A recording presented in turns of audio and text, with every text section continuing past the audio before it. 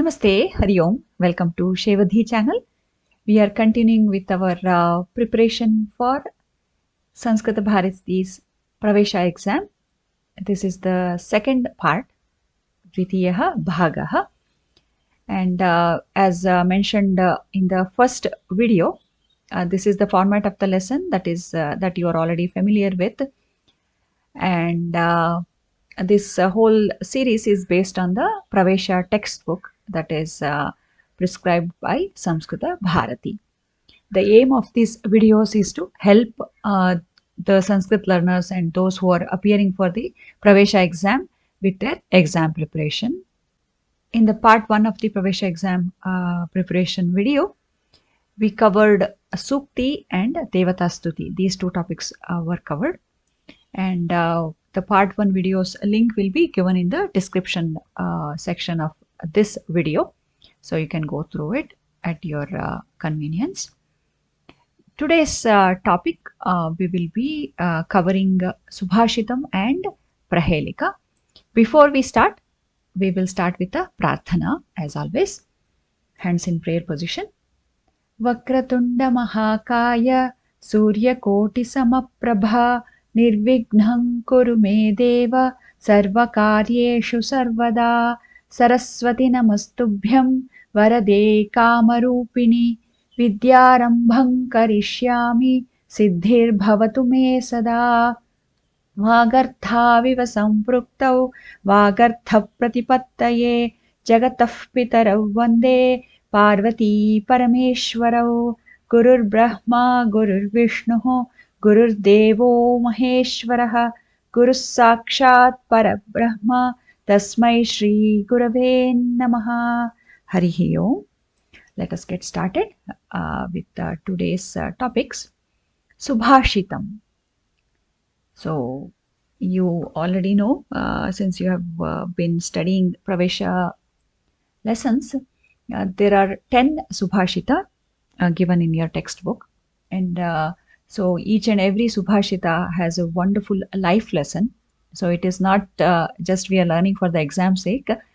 When you go through these, it actually, when we understand the meaning and try to inculcate these things in our life, there is a life lesson for us.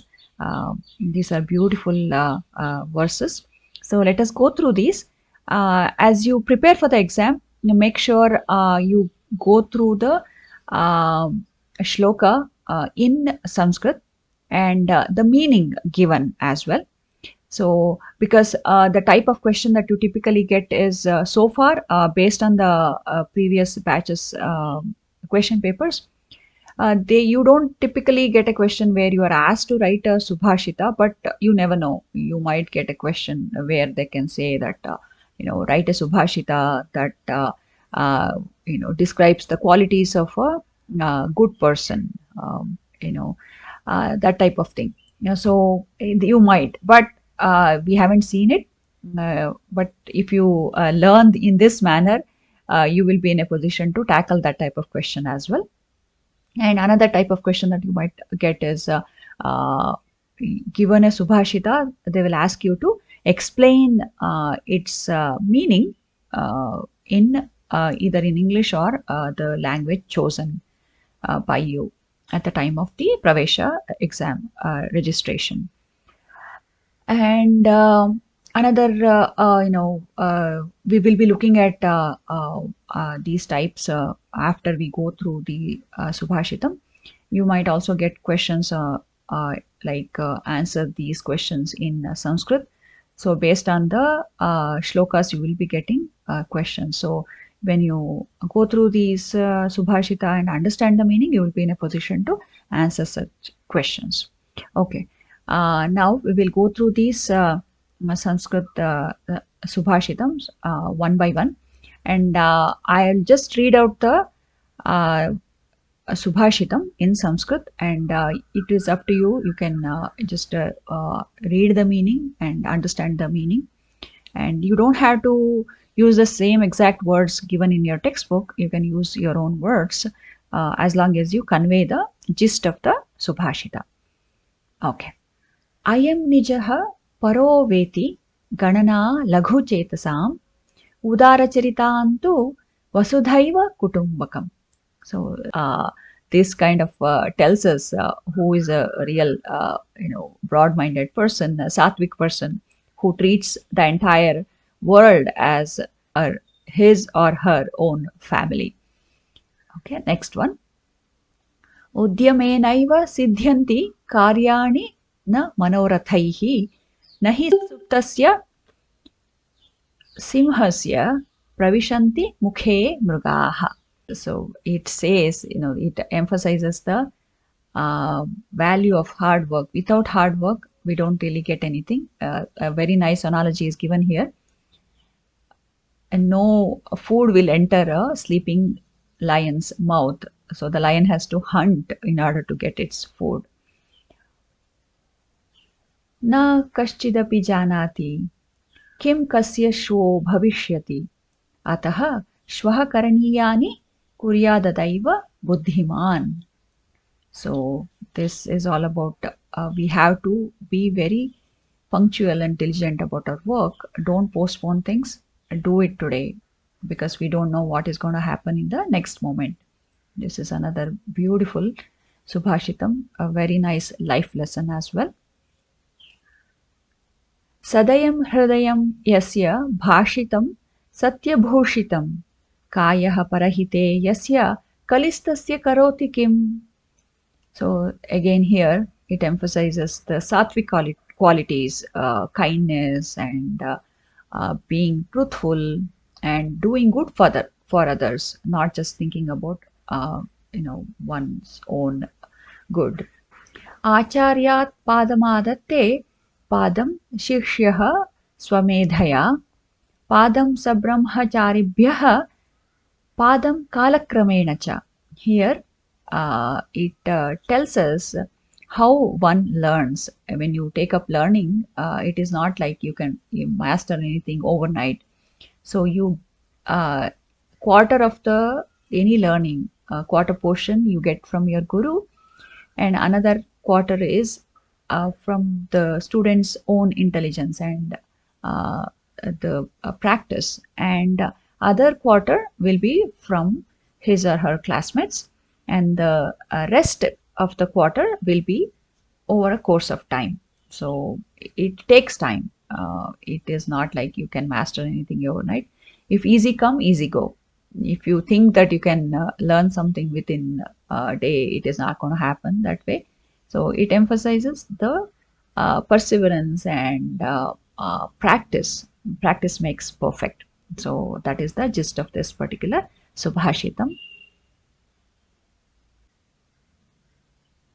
छायामन्यस्य कुर्वन्ति तिष्ठन्ति स्वयमातपे फलान्यपि परार्थाय वृक्षाः satpurusha iva. Here giving in the analogy of trees which actually produce fruits for the sake of others. Not the tree is not going to consume its own fruits, right? So just like that, good people, they endure hardships in order to bring welfare to others. So this also talks about the sattvic quality of selflessness.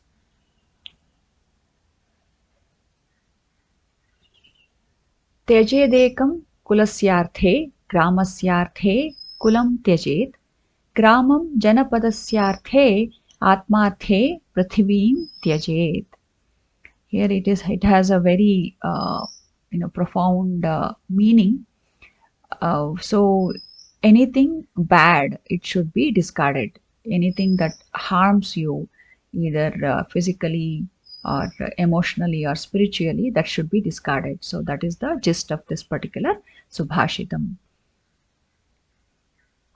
Upakarishu yah sadhuhu sadhutve tasya ko gunaha apakarishu yah sadhuhu sa sadhuriti kirtitaha.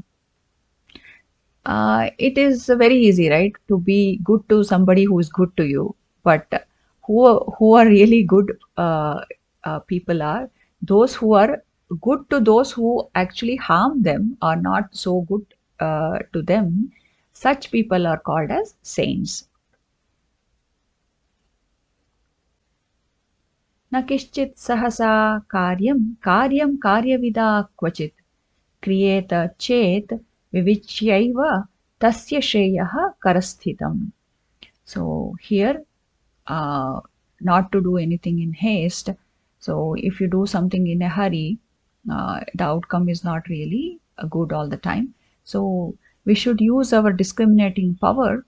That is why we are all blessed with the discriminating power, right? The Vijnanamaya Kosha of our existence. We should have that right discrimination before we take up any work. If we do that way, there is, you can be assured of the success. So that is the meaning of this particular Subhashitam.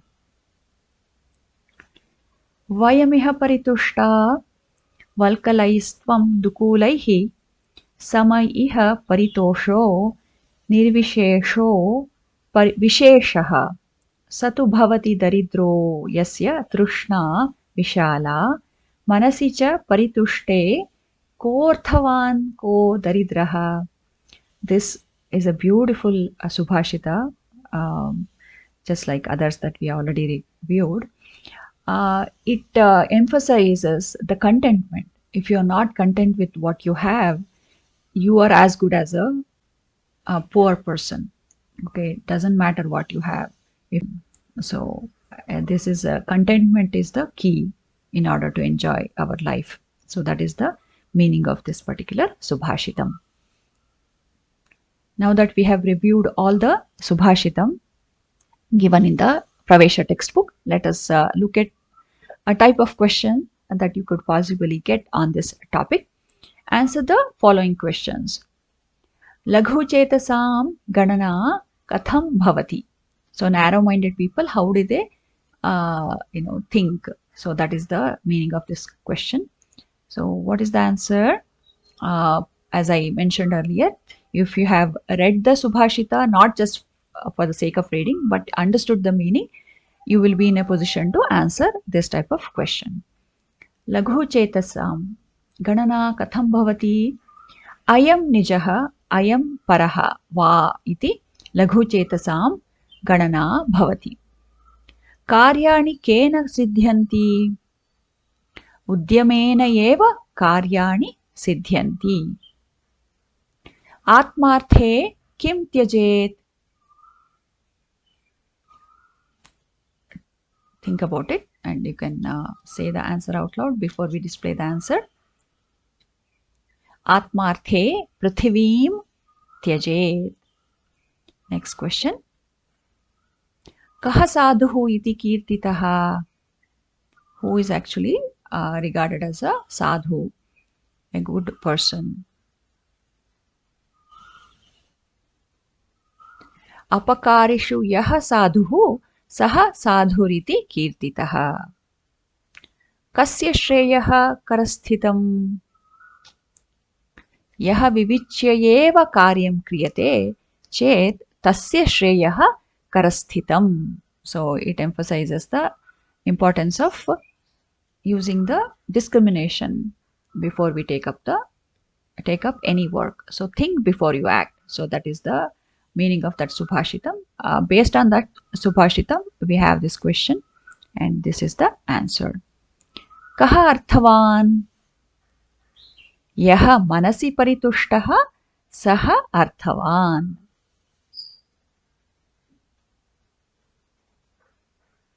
Now, another type of question is fill in the blanks. Dash mukhe mrugaha na pravishanti.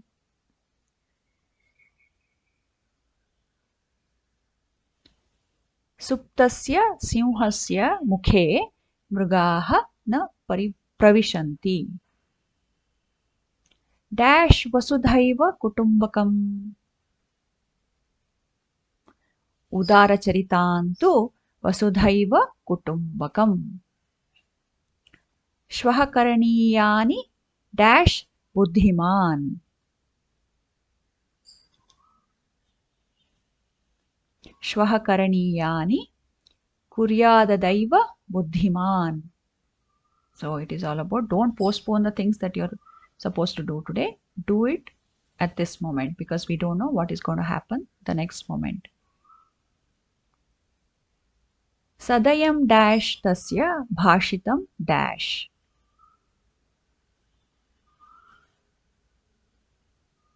Sadayam hridayam tasya bhashitam satyabhushitam. Padam dash cha.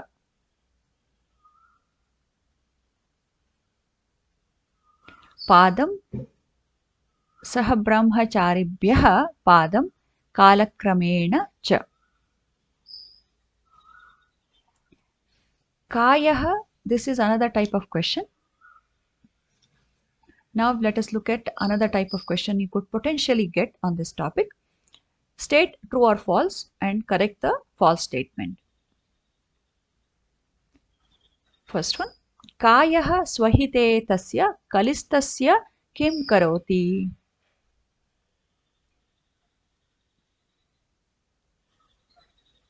This is false and the right answer is कायः परहिते तस्य कलिस्तस्य किं करोति? Next one, आचार्यात् सार्धम् आदत्ते. Sardham means half. So when if you know the meaning, you will be able to answer this question. Answer this particular question is false. Acharyat padamadatte. We learn quarter of anything from the teacher. We get a quarter of the learning from our teacher. So, Acharyat padamadatte. Vrikshaha satpurusha iva pararthaya phalani dadati. This is correct. This is the right statement. Yasya trishna vishala bhavati saha arthavan.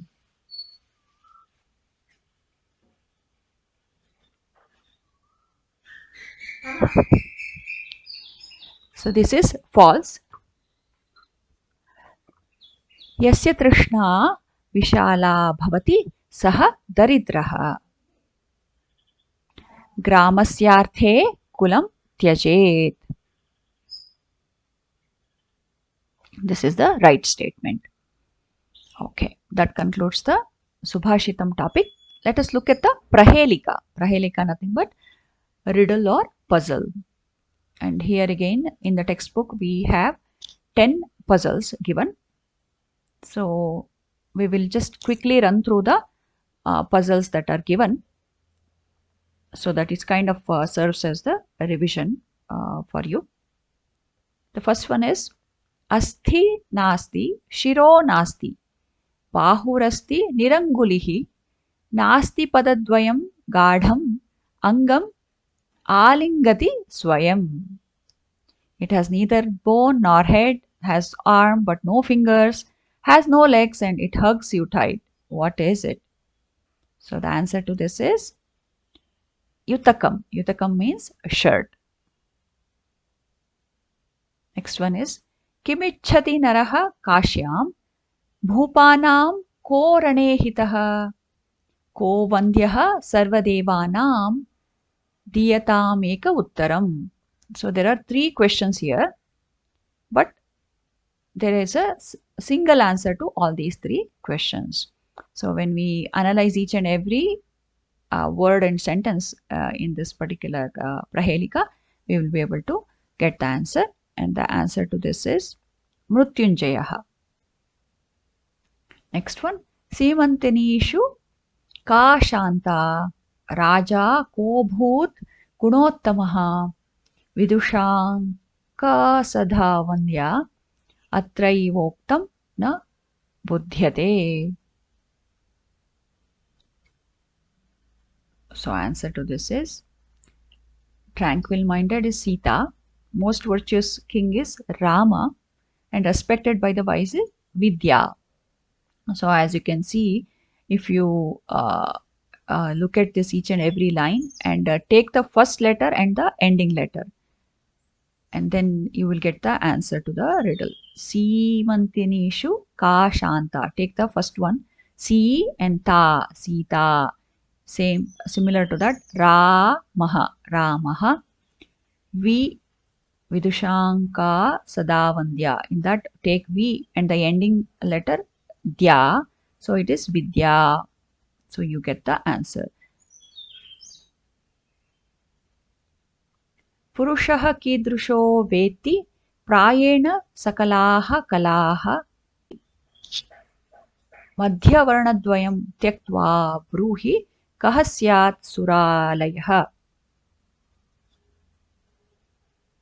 Here again, you can understand the meaning and look at the explanation given in English and guess the answer.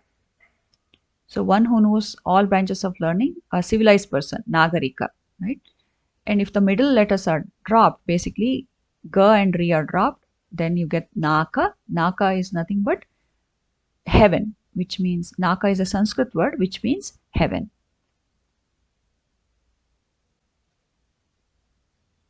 विष्णोः का वल्लभा देवी लोकत्रितयचारिणी वर्णावाद्यन्तिमौ तत्वा कः शब्दः तुल्यवाचकः.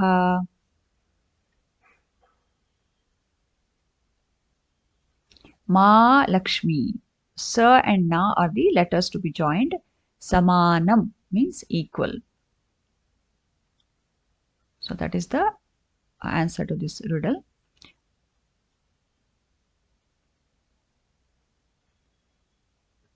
न तस्यादिः न तस्यान्तः मध्ये यः तस्य तिष्ठति तवाप्यस्ति ममाप्यस्ति यदि जानासि तद्वय.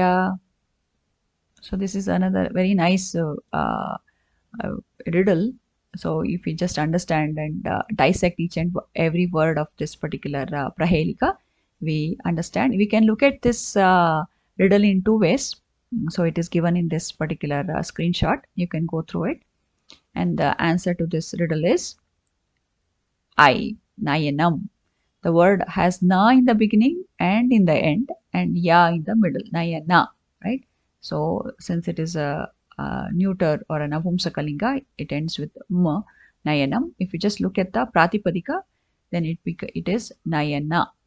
Okay, that's the root word is Nayana. So the answer to this riddle is Nayanam. दन्तैर्हीनः शिलाभक्षी जीवो बहुभाषकः गुणस्यूतिसमृद्धोऽपि परपादेन गच्छति. Again, another very nice witty riddle. And go through the meaning that's given here. And the answer to this riddle is Padaraksha. You can ask the question, it says Gunasyuti Samruddhopi. How is this Padaraksha or sandal has any guna? So the word guna has many meanings, one being the obvious meaning being quality, and another meaning is thread. Since a sandal, when a sandal is made, it has many stitches that are sewn using a thread. So that is what it means by it has many thread stitches.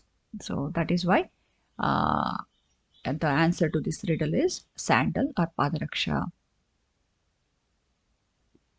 Apado duragami cha saksharo na cha panditaha amukhaha sputavakta cha yo janati sa panditaha. Yet another very witty prahelika. And the answer to that is Samapatram. Samapatram is nothing but postcard in which we write letters. So it is full of letters, right? But it doesn't have any and it can move. And even though it has letters in it, it is not a scholar. It speaks distinct because you're conveying the message through that letter, right? But it doesn't have a mouth. And without legs, it moves far. So this postcard or the letter that you write, it travels distances, but it doesn't really have legs. So that is how the answer to this particular riddle is postcard or samapatram. Vrukshagravasi न च पक्षिराजः, त्रिनेत्रधारी न च शूलपाणिः, त्वग्वस्त्रधारी न च सिद्धयोगी, जलं च बिभ्रन्न घटो न मेघः. And the answer to this is narikelam, coconut. If you analyze and look at the coconut, uh, you can match each and every quality that is mentioned there, and it matches the description of a coconut. सानुजः काननं गत्वा यातुधानान् जघानकः, मध्ये वर्णत्रयं दत्वा रावणः कीदृशो वद. Who killed the demons after going to the forest with his brother? Add 3 letters in the middle of the word and say what sort of person Ravana was. And the answer to that riddle is, so obviously the one who went to the forest with his brother and killed the demons, it is Lord Rama. So Rama, between that you have to add 3 letters. Kshasottama, Kshasotta. So if you split this Ramaha and add Kshasotta, it becomes Rakshasottama.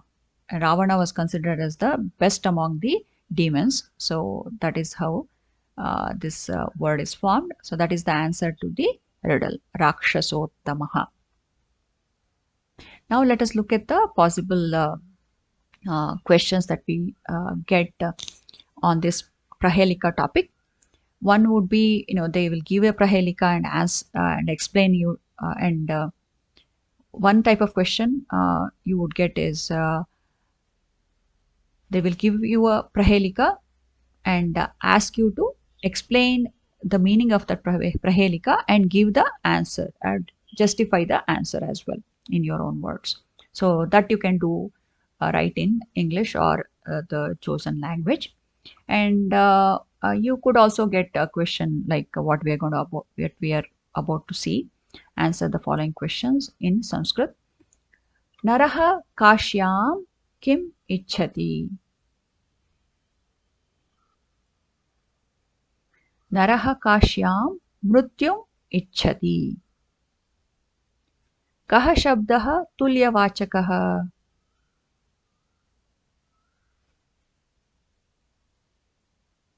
Samanam iti shabdah tulyavachakah. नेत्रत्रयम् अस्ति किन्तु न शूलपाणिः, सः कः?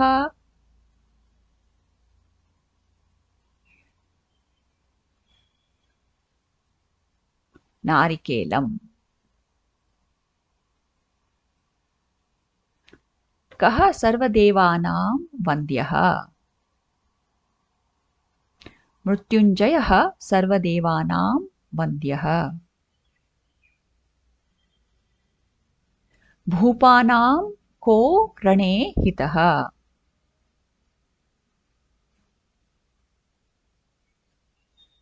भूपानां जयः रणे हितः.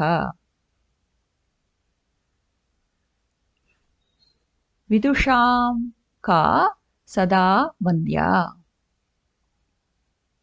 विद्या विदुषां सदा वन्द्या. विष्णोः वल्लभा का? मा means अर्थात लक्ष्मीः. विष्णोः वल्लभा.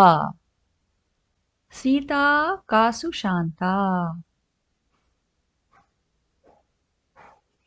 सीता सीमन्तिनीषु शान्ता. कः राजा गुणोत्तमः?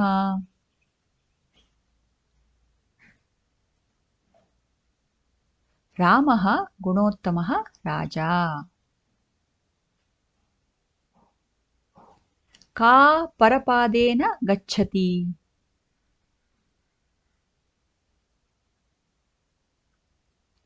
पादरक्षा परपादेन गच्छति. कः साक्षरः न पण्डितः च?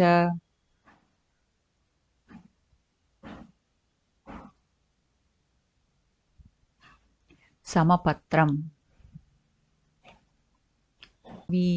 With that, we come to the conclusion of the second part of your Pravesha exam. We'll be posting the third part tomorrow. So until then, you go through these topics and also wish you the best for the exam preparation. We will see you soon. धन्यवादाः. हरिः ओम्. शुभमस्तु. सर्वे जनाः सुखिनो भवन्तु.